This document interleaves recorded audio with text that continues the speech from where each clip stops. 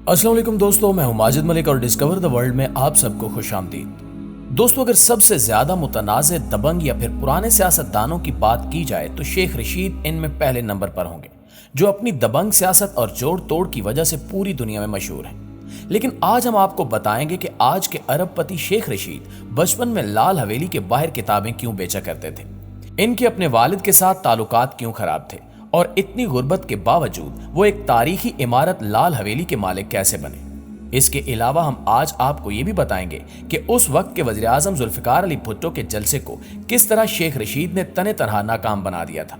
और आज हम ये भी जानेंगे कि क्या शेख रशीद वाकई कंवारे हैं या फिर इन्होंने खुफिया तौर पर शादी रचा रखी है। दोस्तों, शेख रशीद 1950 में रावलपिंडी में एक मुतवसत घराने में पैदा हुए और कहा जाता है कि इनके हालात इस कदर खराब थे कि 2 वक्त की रोटी मिलना भी मुश्किल था। शेख रशीद ने हाल ही में एक इंटरव्यू में इंकिशाफ किया है कि मैंने बचपन गुर्बत में गुजारा और बहुत मेहनत की। मेरे अपने वालिद से ताल्लुकात खराब थे, लेकिन मैं अपनी मां के बहुत करीब था। वो बहुत नेक खातून थी। शेख रशीद ने बताया कि मैं बाप से पैसे नहीं मांगता था और लाल हवेली के बाहर किताबें बेचा करता था। इसलिए आज कुछ लोग मुझसे जलते हैं कि ये लाल हवेली के बाहर किताबें बेचने वाला लाल हवेली का मालिक बन गया। याद रहे कि ये उस वक्त की बात है जब इस लाल हवेली को लाल हवेली नहीं बल्कि बुधा बाई की सहगल हवेली कहा जाता था, जो एक तवाइफ थी। उस तवाइफ की कहानी शेख रशीद ने अपनी किताब फर्जंदे पाकिस्तान में इन अल्फाज के साथ बयान की है कि बैरिस्टर धनराज सहगल जेहलम से ताल्लुक रखने वाले एक अमीर फर्द कृपा राम सहगल के चश्मो चराग थे, जो सियालकोट में एक शादी में शिरकत के लिए गया और वहां एक मुसलमान रकासा बुधा बाई की जुल्फों का असीर हो गया और फिर दोनों में ऐदो पैमान हो गए। बैरिस्टर धनराज बुधा बाई को लेकर रावलपिंडी आया, जहां बोहड़ बाजार में इसने बुधा बाई की मोहब्बत में यह खूबसूरत हवेली बनाई, जो सहगल हवेली के नाम से जानी जाने लगी। धनराज ने इस हवेली की तामीर में कश्मीरी तर्ज तामीर को मुकद्दम रखा। शायद इसकी वजह यह थी कि नए जोड़े को श्रीनगर बहुत पसंद था और हनीमून भी उन्होंने वहीं मनाया था। धनराज ने बुधा बाई के लिए एक मस्जिद और अपने लिए मंदिर भी साथ ही बनवाया था, जो आज भी मौजूद है। सफर के लिए इनके पास 1938 मॉडल की ऑस्टन कार थी, जिसके रिम लकड़ी के थे। उस कार पर धनराज और बुधा भाई मरी और कश्मीर की सैर को जाया करते थे। लेकिन फिर तकसीम के दौरान शहर में होने वाली कत्लो गारतगरी की वजह से धनराज हिंदुस्तान चला गया और बुधा बाई यहीं रह गई। चूंकि दोनों की शादी कानूनी नहीं थी, इसलिए जब तकसीम के बाद केस चला तो जज ने बुधा बाई से कहा कि तुम डिक्लेयर करो कि तुम हिंदू हो या कि धनराज मुसलमान हो चुका है, तो हवेली की मलकियत तुम्हारी हो सकती है। लेकिन उस मौके पर बुधा भाई ने किसी लालच और तमे को खातिर में लाए बगैर कहा कि हम हर एक रिश्ते में बराबर के हिस्सेदार थे सिवाय मजहब के, जिसकी वजह से जज ने हवेली वक्फ मतरूका इमलाक को दे दी और कहा कि जब तक बुधा बाई यहां रहना चाहे वो इसके 3 कमरों का इस्तेमाल कर सकती है। आसपास के लोगों में मशहूर हो गया कि बुधा के पास बहुत माल है जो इसने हवेली में छुपा रखा है।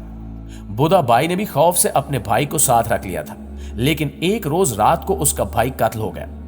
कत्ल के चंद रोज बाद बुधा बाई भी हवेली से कहीं चली गई, जिसके बाद कुछ पता नहीं, मां सिवाय इसके कि एक रोज कश्मीर से एक अफसर हवेली देखने आया और बताया कि बुधा बाई उसकी मां थी। शेख रशीद के बकौल हम इसे मजीद जानना चाहते थे, लेकिन वो गायब हो गया। शेख रशीद ने लाल हवेली एक कश्मीरी खानदान से 5.5 लाख में खरीद कर इसे अपना अवामी मरकज बना लिया। लाल हवेली से इन्हें बेपनाह मोहब्बत है, और हो भी क्यों ना कि लाल हवेली ने शेख रशीद को एक पहचान अता की है। कमोबेश 40 साल से उस शहर के आम सियासी मराकज में से एक है। दोस्तों, कहा जाता है कि शेख रशीद बचपन से ही इंतहाई चालाक और लड़ाके थे। यही वजह है कि तारीख में हमें मिलता है कि एक बार एक लड़ाई के दौरान गोली इनकी ठोड़ी पर लगी थी और ये जख्मी हो गए। उस वाक़े के बाद वालिद साहब से बड़ी डांट पड़ी, लेकिन इसके बावजूद वो रोज किसी न किसी लड़ाई में जख्मी होकर घर आ जाते। इनका ख्वाब था कि ये मैट्रिक पास करने के बाद गोल्डन कॉलेज में दाखिला लेंगे, लेकिन इनका ये ख्वाब पूरा ना हो सका क्योंकि इनके नंबर्स बहुत कम थे। लिहाजा इनको मजबूरन रावलपिंडी के एक छोटे से कॉलेज में दाखिला लेना पड़ा। जब वो पहले दिन उस कॉलेज में गए तो उस कॉलेज के प्रिंसिपल ने शेख साहब को देखकर कहा कि तुम्हारी हरकतें मुझे बहुत अजीब लग रही हैं, इसलिए ये कॉलेज तुम जैसे बच्चों के लिए नहीं है, लिहाजा यहां से खुद ही चले जाओ, वरना किसी न किसी दिन यहां से निकाल दिए जाओगे। और फिर ऐसा ही हुआ। एक दिन किसी लड़ाई की वजह से शेख साहब को कॉलेज से निकाल दिया गया। शेख रशीद ने अपनी सियासत का आगाज 20 साल की उम्र में ही कर दिया था, लेकिन इनका कोई असूल नहीं था। यानी इनको जिस लीडर के साथ मुफाद नजर आता वो उसी के हक में निकल पड़ते। एक वक्त था कि ये पीपल्स पार्टी के बहुत बड़े हिमायती थे, लेकिन फिर ये जुल्फिकार अली भुट्टो के सबसे बड़े मुखालिफ बन गए। शेख रशीद अहमद अपनी किताब में लिखते हैं कि सकूते ढाका के बाद जुल्फिकार अली भुट्टो ने बतौर chief marshal law administrator charge संभाल लिया था। उन्होंने इस्लामी सरबराही कॉन्फ्रेंस में बांग्लादेश को मंजूर करवाने के लिए अपनी पार्टी का कन्वेंशन लियाकत बाग में मुनक्किद करने का ऐलान किया और मैंने कॉन्फ्रेंस से 2 रोज कबल शहीद चौक में जलसे के दौरान भुट्टो को चैलेंज किया कि उसमें हिम्मत है तो लियाकत बाग में जलसा करके दिखाए। इसके बाद शेख रशीद ने अखबारात में बयान भी दिए कि भुट्टो इनकी लाश से गुजरकारी लियाकत बाग में जलसा करेगा। बकौल शेख रशीद उस ऐलान के बाद पूरे शहर में खौफ व हिरास फैल गया और पुलिस ने वालिद और भाइयों को गिरफ्तार करना शुरू कर दिया, लेकिन उन्होंने हौसला नहीं हारा। आखिरी रात जिसके बाद सुबह जलसा होना था, उन्होंने लियाकत बाग के सामने वाक़े 2 गीज कैफे के सामने अपने दोस्त बट के घर गुजारी। वो कहते हैं कि मैं सारी रात एक बटन वाला चाकू लेकर छत पर सोया रहा और अगर कोई बिल्ली भी पास से गुजरती तो मैं घबरा जाता। शेख रशीद बयान करते हैं कि वो अपने चंद जानिसारों की एक टोली को इस्लामिया स्कूल के सामने इकट्ठा होने का वक्त दे चुके थे।